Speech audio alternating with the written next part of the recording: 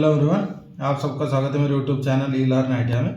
आज का जो हमारा क्लास है टर्नर थ्योरी या फिर जो भी लेथ मशीन के ऊपर जो वर्क होता है उसके जो कटिंग टूल्स होते हैं, कटिंग टूल्स के बारे में हम जानकारी देंगे। तो यहाँ पर आप देख सकते हैं अलग अलग कटिंग टूल्स है, कार्बाइड टूल है और हाई स्पीड स्टील के टूल है। लेकिन जब हम कोई भी ऑपरेशन करते हैं तो ऑपरेशन के अनुसार कटिंग टूल का आकार बदल जाता है, उसके बाद उसका नाम भी बदल जाता है। लेकिन जब कोई जैसे हाई स्पीड स्टील के टूल के सहायता से हम कटिंग कर रहे हैं तो नॉर्मली टूल कैसा होता है, नॉर्मली टूल यहाँ पर आप देख सकते हैं इस साइज का ऐसा ही होता है। जो टूल बन के आता है मतलब जब नॉर्मली नया टूल होता है तो इस आकार में ही होता है, इसका कोई शेप नहीं होता है, सिर्फ ये रेक्टेंगुलर होता है। यहाँ पर देख सकते हैं चारों साइड से स्क्वायर है और लंबाई में है और इसका शेप एज पर ऑपरेशन के अनुसार हमें ग्राइंडिंग करके इसका शेप देना पड़ता है। उसके बाद इसका नाम चेंज हो जाता है। जैसे इसके मान लीजिए इसके ऊपर अगर हम वी शेप ग्राइंडिंग करेंगे तो ये वी टूल हो जाएगा, अगर इसके ऊपर हम पार्टिंग टूल ग्राइंडिंग करेंगे तो ये पार्टिंग टूल हो जाएगा। लेकिन जब भी कोई नया टूल आता है तो टूल हमारा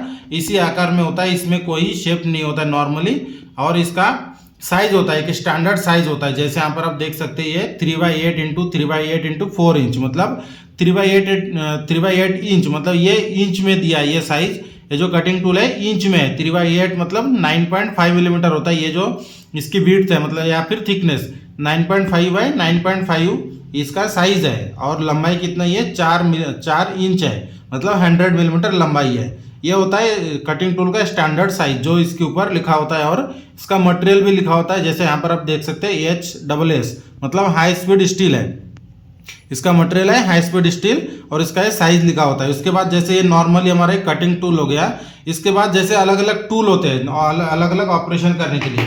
जैसे फॉर एग्जांपल के लिए जो एक जॉब देख सकते हैं, इस जॉब में एक प्रकार के ऑपरेशन नहीं है। यहाँ पर चैम्परिंग है, यहाँ पर टर्निंग है, ये स्टेप टर्निंग है, टेपर टर्निंग, स्टेप टर्निंग, उसके बाद टर्निंग, ये पार्टिंग है, ये ग्रूविंग है, मतलब ये ग्रूविंग है, ये दोनों ग्रूविंग है। तो अलग अलग ऑपरेशन के लिए हमें अलग अलग टूल की आवश्यकता पड़ती है। तो इसके अनुसार कटिंग टूल का आकार चेंज किया जाता है, जिसे हम बाद में आकार के अनुसार कटिंग टूल का नाम देते हैं। तो सबसे पहले हम बात करेंगे जैसे हमारा टर्निंग टूल है। यहाँ पर आप देख सकते हैं ये जो हमारा टूल आपको दिखाई दे रहा है ये टर्निंग टूल है। टर्निंग टूल को इस तरह से ग्राइंडिंग किया जाता है। ये हमारा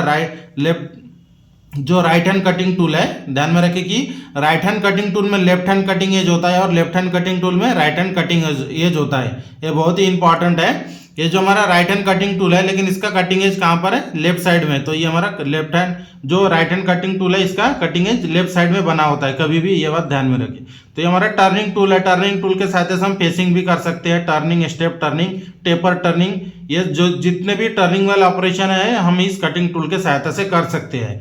इसके ऊपर 3-4 एंगल होते हैं। जैसे मान लीजिए हमारा कटिंग टूल है, कटिंग टूल को यहाँ पर देखने के बाद यहाँ से आप देख सकते हैं ये जो हमारा पॉइंट है कटिंग एज है, कटिंग एज से सामने से जो ये जो आपको ग्राइंडिंग किया गया है छोटा सा भाग दिखाई दे रहा है, इसे कहा जाता है फ्रंट क्लियरेंस। उसके बाद यहाँ से पकड़ने के बाद जैसे ये कटिंग टूल है, इसको पकड़ने के बाद ये जो साइड से आपको दिखाई दे रहा है ये जो ग्राइंडिंग किया हुआ है हमारा साइड कटिंग है, साइड है हमारा एक साइड, ये उसके बाद दूसरा साइड है और ऊपर वाला जो बोलते हैं इसे हम टॉप रेक एंगल बोलते हैं। और ये पॉजिटिव और नेगेटिव होता है, 2 एंगल होते हैं इसमें। जो कटिंग एज है ये 2 एंगल में होते हैं, पॉजिटिव और नेगेटिव। जैसे मान लीजिए जो ये हमारा ऊपर वाला जो कॉर्नर है तो ये इसके अगर पैरेलल ये जो हमारा कटिंग एज है और ये वाला पीछे वाला जो शांक वाला पार्ट है इसका जो अगर इससे पैरेलल अगर हमारा जो कटिंग एज रहता है तो हमारा पॉजिटिव होता है। और कभी कभी क्या होता है कि जब हम इसको ग्राइंडिंग करने जाते हैं ग्राइंडर मशीन पे तो इसका कटिंग एज नीचे डाउन हो जाता है, तो अब हमारा ये कटिंग टूल का एंगल नेगेटिव में बन जाता है। तो ये 3-4 एंगल होते हैं जो नॉर्मली कटिंग टूल होते हैं उसके ऊपर इस तरह से ग्राइंडिंग किया जाता है। तो ये हमारा हो गया टर्निंग टूल। उसके बाद जैसे मैंने स्टार्टिंग में बताया था कि नॉर्मली जो साइज जो टूल आते हैं वो इस तरह से होते हैं। इसका भी अलग साइज है, 1/2 इंच बाय 1/2 इंच है, मतलब ये 12 बाय 12 मिलीमीटर है इसका जो थिकनेस, इसका भी लंबाई 4 इंच है। तो ये हमारा एक टर्निंग टूल है। उसके बाद आता है ये जो हमारा यहाँ पर आप देख सकते हैं ये 1/4 का टूल है, 1/4 यहाँ पर साइज देख सकते हैं। जो भी कटिंग टूल हम आपको दिखा रहे हैं पूरे इंच में इसका साइज दिया गया है। 1/4 इंटू 1/4 मतलब 6/6 मिलीमीटर इसका जो साइज है मिलीमीटर में, और इंच में 1/4 इंटू 1/4 है। तो ये जो टूल है इसे भी हम एज पर ऑपरेशन के अनुसार इसका आकार हम चेंज करते हैं। यहाँ पर आप देख सकते हैं ये जो आपको साइज शेप दिखाई दे रहा है ये हमारा एक रेडियस टूल है जिसको हमने रेडियस शेप में ग्राइंडिंग किया है। जैसे कोई भी जॉब के ऊपर अगर हमें रेडियस बनाना है, रेडियस शोल्डर, रेडियस कॉर्नर, या फिर कोई गोलाकार मतलब बॉल बनाना है कोई जॉब के ऊपर, तो उस समय इस कटिंग टूल को रेडियस इस तरह से शेप में ग्राइंडिंग किया जाता है। और दूसरे साइड में एक साधारण टर्निंग टूल है, इसे हम बोरिंग टूल इस तरह से लगा के बोरिंग भी कर सकते हैं। लिमिट मतलब कोई भी लिमिटेड लंबाई तक हम इसके सहायता से बोरिंग भी कर सकते हैं। वो सेटिंग आपको करना होता है। जैसे कटिंग टूल के सबसे इंपॉर्टेंट होता है लेथ मशीन के ऊपर कटिंग टूल की ग्राइंडिंग और उसकी सेटिंग। टूल पोस्ट में आपको उसको किस तरह से सेट कर रहे हैं आपके ऑपरेशन के अनुसार, ये बहुत ही इंपॉर्टेंट होता है। तो यहाँ पर आप देख सकते हैं हमारा रेडियस टूल हो गया।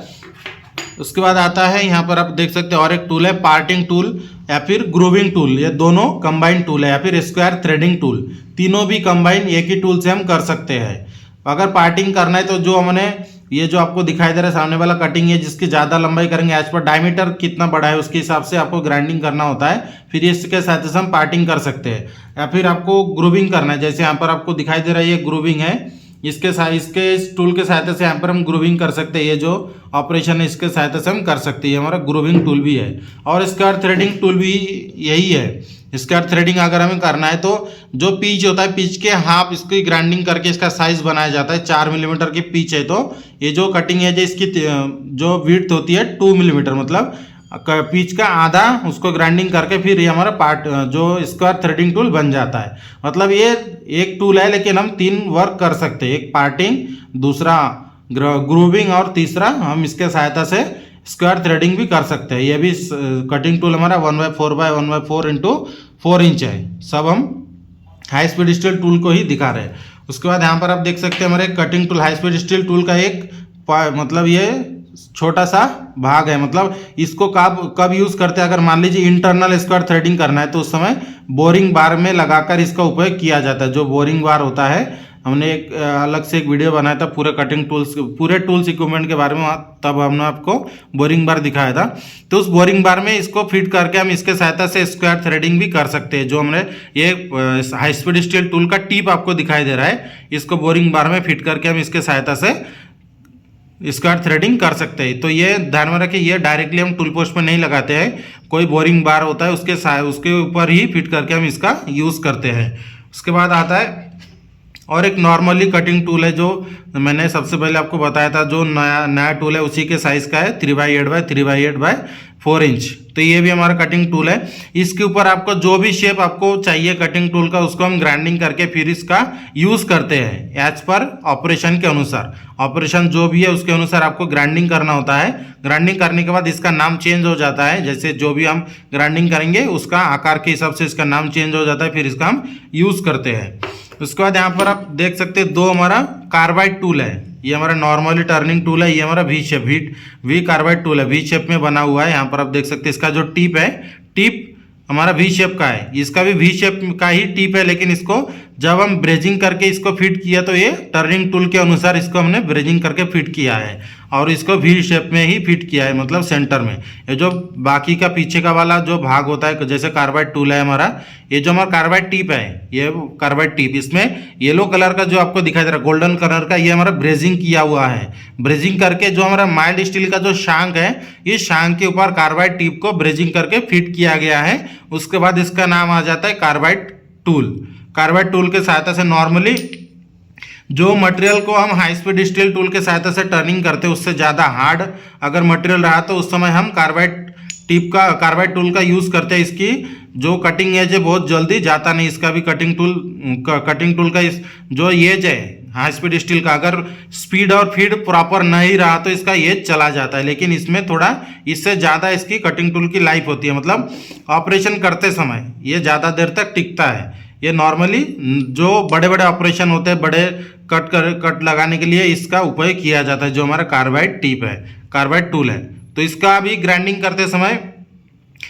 करते समय जो नीचे वाला शांक है, नीचे को शांक को ग्राइंडिंग करते हुए इसका जो टिप है, टिप के ऊपर हमें कटिंग एज बनाना होता है। जैसे इसमें ग्राइंडिंग किया हुआ है लेकिन इसमें ग्राइंडिंग किया नहीं है। जब भी अगर हमें इसके सहायता से ऑपरेशन करना होगा तो सबसे पहले आपको ग्राइंडिंग करके फिर इसका यूज़ करना है।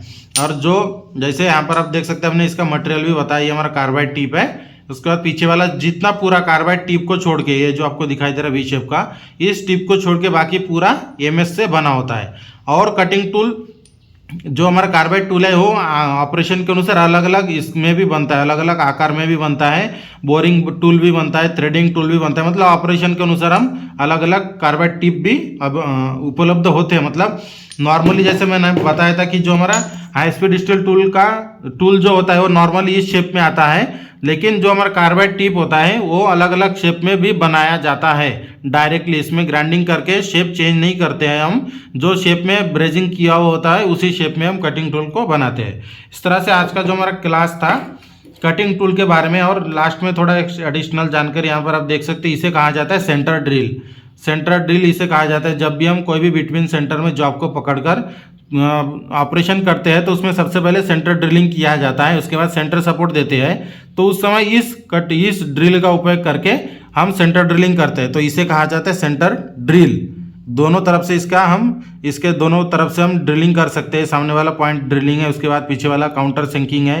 तो इसमें दो कटिंग है जो बने होते हैं, ये जो नॉर्मल है उसके पीछे वाला भी, तो इसे कहा जाता है सेंटर ड्रिल। इसका भी अलग अलग साइज का होता है, जैसे 1/8 इंटू 5/16 इसका साइज है। 5/16 इसका डायमीटर है, 1/8 इसका ये सामने वाला डायमीटर है। मतलब इसमें दो कटिंग एज होते हैं, यहाँ पर आप देख सकते हैं सामने वाला और इसके पीछे वाला, तो इसलिए इसका दो साइज दिया जाता है, 1/8 इंटू 5/16। तो इस तरह से आज का जो हमारा क्लास था कटिंग टूल के बारे में पूरी जानकारी, जो भी हमारे पास कटिंग टूल अवेलेबल है और कौन से कटिंग टूल को किस तरह से यूज़ किया जाता है और मटेरियल और उसका आकार के हिसाब से हमने आपको पूरे डिटेल में जानकारी दिया है। और इसी तरह के रेगुलर इंपॉर्टेंट क्लास के लिए हमारे चैनल को सब्सक्राइब करके बेल आइकन को दबाएं, ताकि हमारे वीडियो की नोटिफिकेशन आपको टाइम पर मिलते रहे। मिलते हैं अगले के इंपॉर्टेंट क्लास के साथ।